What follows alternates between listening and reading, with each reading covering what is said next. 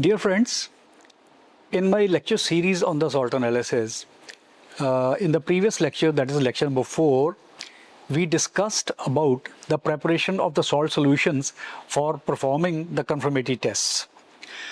इसमें मैं ये बताना चाहूँगा कि उसमें हमने बताया था कि सभी सॉल्ट जो वाटर सॉल्युबल तो होते नहीं, तो कुछ सॉल्ट सोल्यूशन होंगे, कुछ केस में हम वाटर एक्सट्रैक्ट से करेंगे और कुछ केसेस में हम सोडा एक्सट्रैक्ट से जो है एनालिसिस करेंगे. And in this lecture we'll be discussing the remaining acid radicals. That is, in the previous lecture we discussed carbonates and bicarbonates, and now we'll be discussing the confirmatory tests and the chemistry behind the tests for sulfide, sulfite, thiosulfate and nitrite. And with this, we will complete our discussion on the confirmatory tests of the acid radicals which have been detected with dilute H2SO4 test. Sulfide has been detected or indicated with dilute H2SO4 test. That is a colorless gas coming out with smell like that of rotten eggs. Now we have to confirm this, the presence of sulfide with confirmatory tests. And first test is again the same which we performed, that lead acetate paper. Now we'll be doing the lead acetate solution. So it is lead acetate test. We have got, now one more thing. As I said that our sulfide may not be present in water solution. It may be present in soda extract. If it is present in soda extract, then we'll have to first decompose the unreacted carbonates with acetic acid. So take 1 to 2 milliliter of the soda extract SC and add a few drops of acetic acid, heat a little, let the evolving gases cease, and after that add lead acetate to this. So we have got sodium sulfide. Why sodium sulfide? In soda extract we will be getting sodium sulfide only. So sodium sulfide plus lead acetate. This is lead acetate solution in water. Clear solution. Again, double displacement takes place. We get the formation of lead sulfide. It's a black precipitate. Plus, of course, sodium acetate, 2 molecules.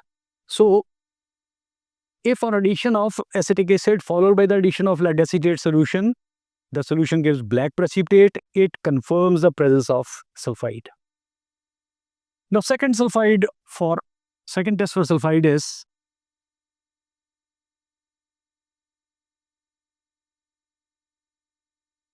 this is sodium nitrochloride test.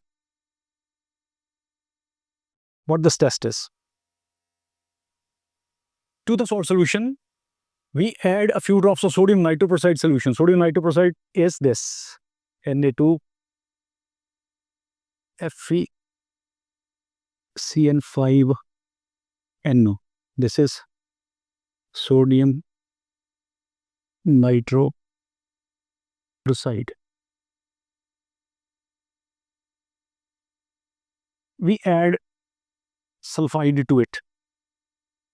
Then we get the formation of a complex, addition complex, which is called adduct. That is, Na2 will be added here and sulfur or sulfide ion will get inside. So this complex is of purple color. So what the test is? That to the salt solution, maybe salt solution or maybe your soda extract, we add a few drops of acetic acid, heat it, cool it, then we add sodium nitroprusside. If purple coloration appears, it indicates that sulfide is present. So this is a confirmatory test of another confirmatory test of sulfide. Now we come over to sulfite. Sulfite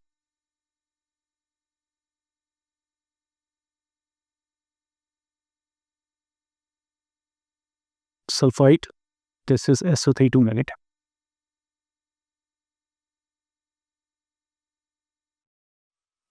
Now, in case of sulfite also, there are few sulfites which are soluble in water, otherwise they are not soluble. So we perform this test for sulfite with soda extract only. So as usual, we take about 1 or 2 milliliter of soda extract. We add a few drops of acetic acid.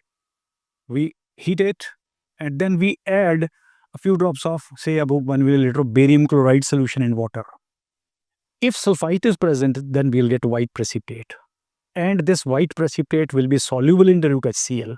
So see what happens. We have got Na2SO3. This is salt solution oblique SC. In this, we add barium chloride. We get the formation of barium sulfite plus 2 NaCl, and this barium sulfite is a white precipitate. When we treat this white precipitate of barium sulfite with HCl, then it decomposes it, forming barium chloride plus sulfur dioxide plus water. Okay. So this is soluble. So test is that this gives white precipitate with barium chloride, which is soluble in dilute HCl. So this was barium chloride. Then another test for this is again the same potassium dichromate test, but I'll be giving you another test, that is potassium permanganate test. So second test is KMnO4 test. We have got some sulfite, again salt solution oblique SC, treated with H2SO4 will give us Na2SO4 plus sulfur dioxide plus water. As we wrote earlier, in case of potassium dichromate test, acidified KMnO4 is also an oxidizing agent. So what we take is, we take about 1 milliliter of KMnO4, we add dilute H2SO4 to it, it becomes acidified KMnO4. So the equation for that is 2KMnO4 plus 3H2SO4.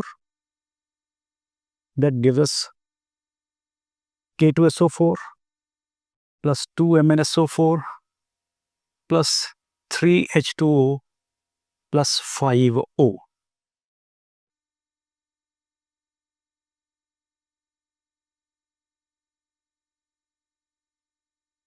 Then again, this nascent oxygen combined with sulfur dioxide.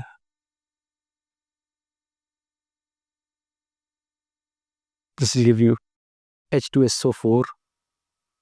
Now, I'm not balancing this equation. I simply want to make you understand that acidified KMnO4 liberates nascent oxygen. And this nascent oxygen is an oxidizing agent. And as mentioned earlier, sulfur dioxide is a reducing agent or oxidizable material. So this sulfur dioxide gets oxidized with this nascent oxygen to give us sulfuric acid, and resulting into the forward reaction in this case. You know KMnO4, all of you know about KMnO4, this is purple colored. Purple in color. Potassium sulfate is colorless. Manganese sulfate is very, very faintly pinkish. It is almost colorless. So purple colored KMnO4 gets converted into nearly colorless magnesium sulfate and potassium sulfate. So result is, the test is, it decolorizes the acidified KMnO4. So test is that sulfur dioxide has evolved when passed through acidified KMnO4 solution, the KMnO4 solution turns colorless or it gets decolorized. So this is the second test for sulfite. Now two tests are left. One is thiosulfate.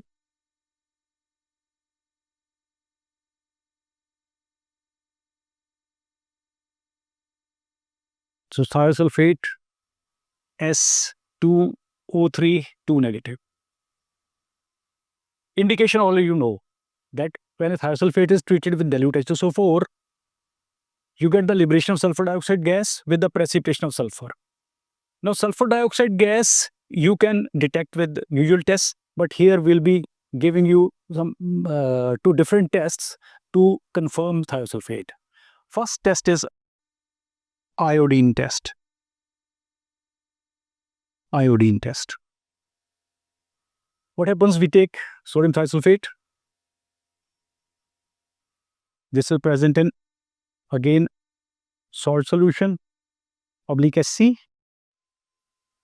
We treat with acetic acid, decompose the undecomposed carbonates, and to this solution, what we add is we add iodine solution. All of you know iodine is a deep bluish violet. Bluish violet. What happens if thiosulfate is present? Then we get the formation of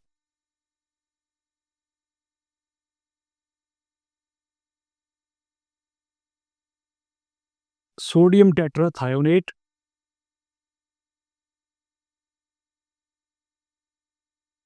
plus of course sodium iodide, and both these compounds are colorless. It means test is that in thiosulfate, if we add deep blue violet iodine solution, it gets decolorized or the solution becomes colorless, indicating thereby that thiosulfate is present. And another test for thiosulfate is silver nitrate test.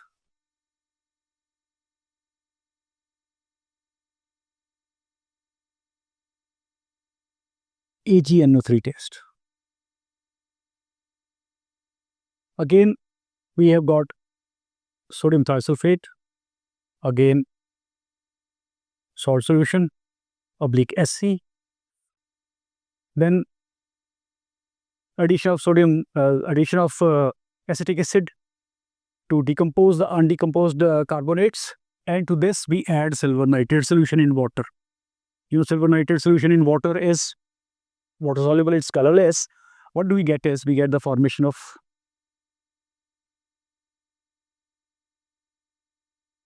we take 2 of this and we get the formation of 2 of NaNO3. And this is a white precipitate. And it's very interesting regarding this test. What happens that this precipitate undergoes structural changes and changes its color into yellow, then orange, and finally it gets black, and it gets black due to the formation of silver sulfide. So this on storing changes into silver sulfide, which is black. So our test will be that to the soda extract containing sodium thiosulfate, of course with acetic acid treatment, we add silver nitrate solution in water, we get white precipitate which gradually changes into yellow, orange, and finally it gets black. So this is silver nitrate test. And last of all, in this category, we come across a radical which is nitrite.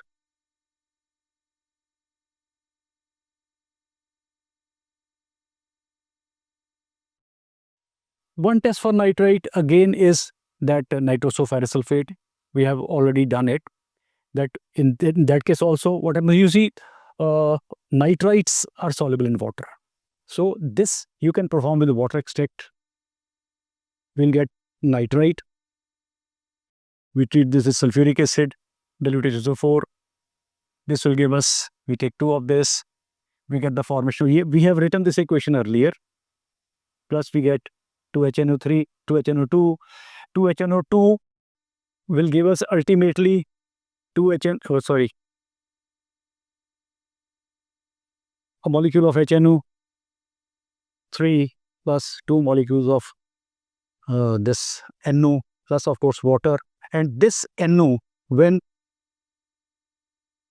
made to react with acidified ferrous sulfate solution,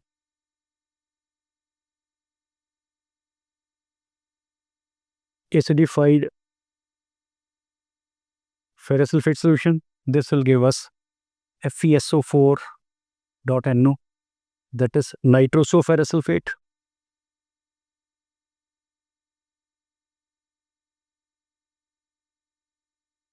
And this is brownish black.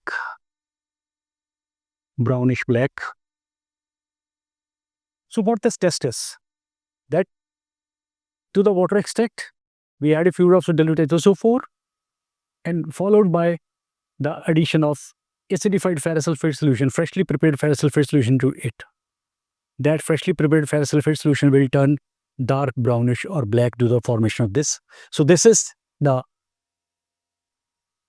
ferrous sulfate test for nitrite. And then another test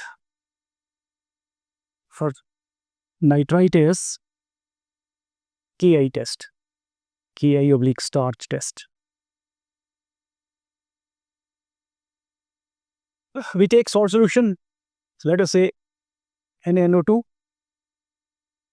We add H2SO4 to it. This will give you Na2SO4 plus 2HNO2. This 2HNO2 will decompose to give you water plus 2NO. Now we have added Ki. This Ki in the presence of H2SO4, which we have already added, will give us KHSO4. You can have one also if we have to make K plus H2SO4. This will give you KHSO4 plus HI. And this HI will get oxidized to iodine plus water. And this iodine thus liberated will combine with starch to give you starch iodine complex, which is blackish blackish in color. So what the test is, that to the given nitrite solution we add sulfuric acid, a few drops of dilute H2SO4, followed by the addition of about 1 or 2 milliliter of Ki solution and 2-3 drops of starch. Nitrite on reaction with dilute H2SO4 gives us nitrous acid. Nitrous acid decomposes to give us NO, plus of course here we have missed one thing.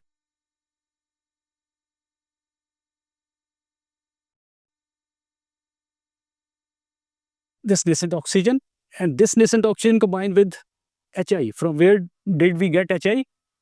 The Ki which we added reacted with sulfuric acid to give us HI. And HI got oxidized with nascent oxygen to give you liberating iodine. Liberated iodine will combine with starch solution, and this will give us bluish, blackish color, which confirms the presence of nitrite. So to sum up, today we discussed the confirmatory tests for acid radicals which had been identified or detected with dilute H2SO4 test. And one thing which is common even for confirmatory tests for concentrated sulfuric acid radicals also, that is about the solution of the salt.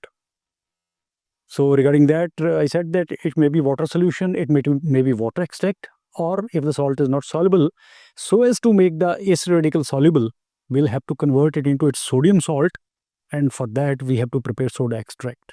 Then of course soda extract, in case of soda extract, unconsumed sodium carbonate and other such things can be decomposed by the addition of a mild acid which doesn't attack the acid radical, that is say dilute acetic acid, and with that, by performing these tests we can confirm the presence of acid radicals. So in the next episode when we meet, we'll be discussing the concentrated H2SO4 test and the confirmatory tests for the confirmation of acid radicals which have been detected with the help of the concentrated H2SO4 test. So thank you very much. I hope By understanding these things, the systematic acidical analysis or the salt analysis as a whole will become easier for you people. So, once again, thank you very much.